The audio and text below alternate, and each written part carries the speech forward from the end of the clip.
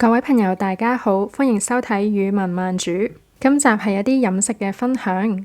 想食 fish and chips 魚柳加薯條？冇問題。我喺 Amazon 嗰度 order 咗 Idaho 嘅 fries 同埋呢一款炸魚柳，再加上呢一個全新嘅 Ninja 氣炸焗爐呢，咁就方便得多啦。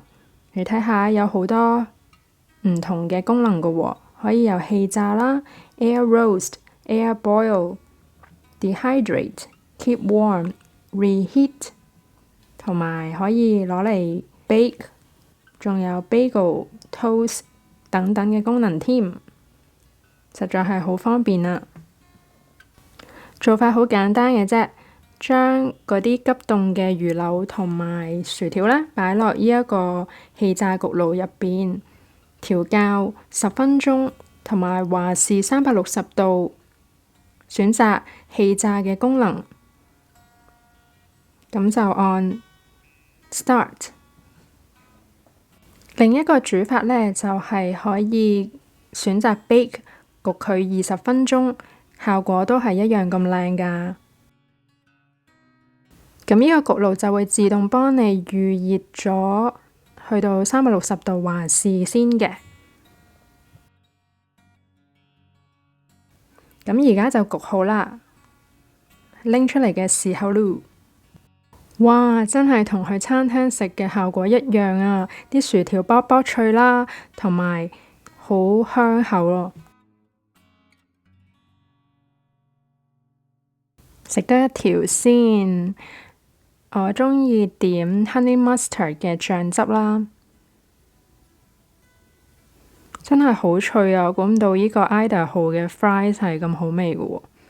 咁而家呢，就試下呢個魚柳啦，我就會點呢隻 ranch sauce 嘅，外脆內軟啦，同埋熱辣辣，香噴噴，所以真係唔使自己煮咁嘥時間啊！如果你都係鍾意英式 fish and chips 嘅朋友呢，我唔會介紹錯嘅。呢隻魚柳同埋薯條簡直係平靚正。我仲試咗呢幾款朱古力添，喺美國都買到嘅，包括係 Godiva 啦。Godiva 就係產自 Turkey 土耳其嘅。然後另外一個牌子，我食勻晒呢，我覺得我最鍾意都係 Lindor。Lindor 呢係瑞士嘅朱古力。入口呢好細滑啦，同埋都唔係咁甜，所以我比較鍾意嘅係 Lindor。你又鍾意乜嘢朱古力呢？話我知啊！